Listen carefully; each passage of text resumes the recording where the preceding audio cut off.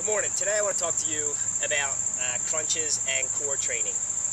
A pet peeve of mine is when I see athletes do crunches, and I've been guilty of them. I've done them in the past. I'm sure every athlete, everybody who's joined a gym has done crunches. But the reason that it bothers me is because I think it's a poor movement, and it leads to potentially hurting yourself. The other day I was watching a cross-country team finish up their workout, and about 20 athletes sat around the track and they all did crunches for about 20 minutes, and truthfully it was painful to watch, because it just, by them doing that movement, in my gut it's telling me that they're going to potentially cause some damage to their body. The reason I don't like crunches is, when you think about it, most people just lay flat on their back, they put their hands behind their head, and I'm not going to get down and do it, but I'm going to stand up and do it. And when they do it, they put their hands behind their head and they just pull their neck forward. You know, so if you think about it, nobody ever does just 10 crunches. They always have to do 100 or 200 because they have to get core training in at the end of a workout.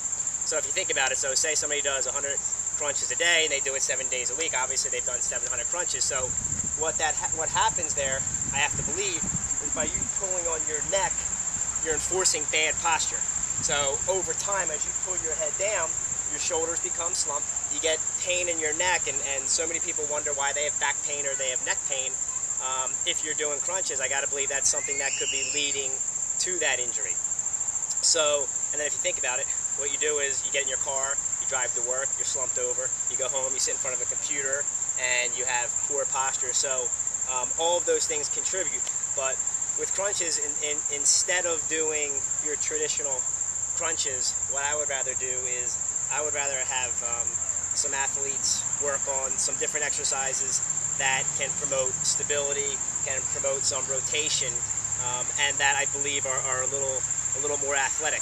So I'm going to show you 3 exercises that you can do instead of your crunches. So the first one requires a resistance band. This one here, you don't need to have as big of a band. You could use one of the little ones that you see at the gym, but this one here is from resistancebandtraining.com. What you're going to do is you're going to attach it to a pole. Obviously I'm at a playground. You just come on out, hold the band out in front of you, just get in a good proper position, nice stable position, and just bring your arms up and back. Just nice and easy. And this is an exercise that when most people do it, it surprises them how hard it is, because the resistance is pulling you that way, so you have to resist being pulled that direction. So what you want to do is you come in, you get nice and stable, the band stays right in front of you, and you just bring it in and out. You can do 10, 20 reps, whatever you like. You do both sides. To make it a little more challenging, you keep your shoulders square ahead, you bring your arms across, and you get a little bit of rotation. Just nice and easy. You try to move from your thoracic spine, so your upper body versus your lower back. So to do some reps, you're just going to come across, nice and easy, just controlling your breathing and having good posture. So that's the first exercise. Second exercise you can do is going to require that you're going to take a dumbbell. You can start with basically just a tennis ball in your hand. You don't even need a dumbbell, or you can work your weight up. What you do is you lay flat on the ground. If the dumbbell's in the right hand, your right leg is up, you're going to sit up, put your hand back, and then pop your hips up, bring it back down, and come on back. Sit up, put your hand back, pop your hips up, and come back down. If you notice, I'm using my elbow to help myself get up off the ground. So what I'm not doing is, I'm not just coming up like this. Alright? You want to use your elbow to push up, set your hand, come back up. Another exercise you can do is put your legs straight out, have your hand here again, and just ride up, and then come back down. Come on back up. So you're using your elbow or your forearm to help you sit up. At no point do you want to have the dumbbell come back behind your head or go too far forward. Again, start very light. You can start with a tennis ball in your hand. And then the last exercise that you can do is you can take a medicine ball, and a lot of people do what they're called Russian twists, where you see people and they go like this and they twist back and forth. I've definitely done them in the past. I'm not a big fan of them anymore, simply because the rotation and the risk of hurting your back.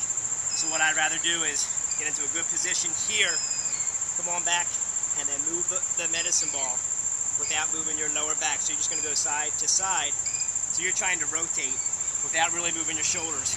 So if you look at it from this angle, it's here, it's out to the side, back, out to the side, back. So you're going to have to move a little bit at the lower back, but you really want to minimize how much movement is there. You want to get the movement from your shoulders versus your lower back. So try to do those 3 exercises instead of your traditional crunches.